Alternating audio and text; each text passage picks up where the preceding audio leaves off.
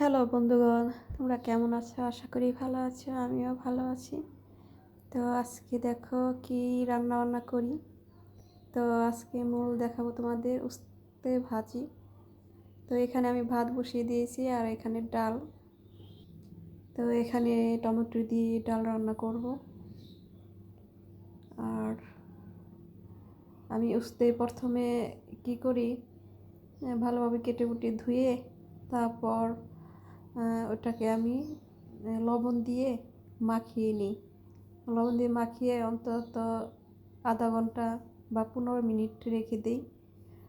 15 minute আধা ঘন্টা রেখে দিলে তারপর আবার ভাজার আগে যে জলটা বের হয় লবণ দিয়ে মাখিয়ে রাখলে উস্তের মধ্যে, সেই জলটা ফেলে দিতে হয়।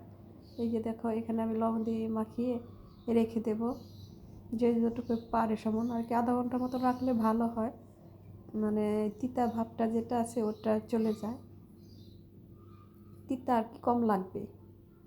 তো এইভাবে ভাজতে গেলে দেখা যায় যে অনেকে তিতা লাগে বেশি, তো ওই তিতাটা কম লাগবে।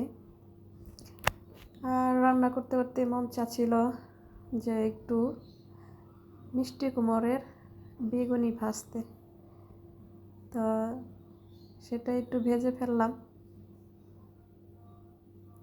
তো এখানে বেশি দিয়ে ফেলেছি একসাথে, আমি তো ওইভাবে ভাজতেছি না, যা রান্না করবো আর খাবো আর কি। এমনি এমনি কি রান্না করব, কিছু খেতে হবে না।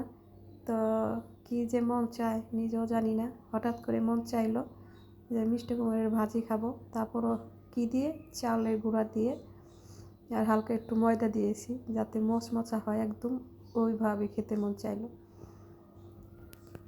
তো এটা ভেজে নিলাম। তো এখানে আমি এটা তো জলটা ফেলে নিয়েছি, আমি প্রায় আধা ঘন্টা মতন রেখে দিয়েছিলাম। তো এখানে তেল দিয়ে একটু শুকনো মরিচ দিয়েছি আর পেঁয়াজটা একটু বেশি করে দিলেই ভালো হয়। পেঁয়াজ আর আলু, আমি আলু একটা কেটে দিয়েছি, তাহলে তিতা কম লাগে। আর এটা হলুদ অল্প দিলেই হবে। আর কাঁচামরিচ দিয়েছি আমি একসাথে, উস্তের মধ্যে রেখে দিয়েছিলাম কাঁচামরিচ ফেলে। তো আর লবণ কিন্তু দিব আর একটু, কারণ ওটা তো ফেলে দিয়েছি, আর একটু লাগবে। তো এখন হালকা আঁচে আর কি একদম ঢেকে ঢেকে ভাজবো জিনিসটা, কোনো প্রকার জল দেব না, তাহলে সুন্দর হবে। তো এখন তো গরমের দিন চলে এলো, এখন উস্তা খাওয়া কিন্তু অনেক ভালো শরীরের জন্য।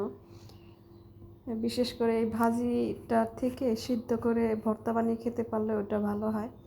আর এখানে এই যে দেখো, একটা কাপড় চাপড় খুলেই গেছে, তেলের মধ্যে মনে হয় গরম লেগেছে, এর জন্য একটা দেখি দোনো সাইডের কাপড় খুলে গেছে। সে জামা কাপড় রাখতে পারেনি গরমের ঠেলায়। তো এই যে খাচ্ছি আর রান্না করছি, যাকে একটু মজা করলাম।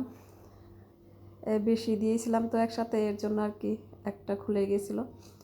আর এই যে ভাজি হয়ে গেছে, দেখো কত সুন্দর হয়েছে ভাজিটা। তো তোমরা ভালো থেকো, সুস্থ থেকো।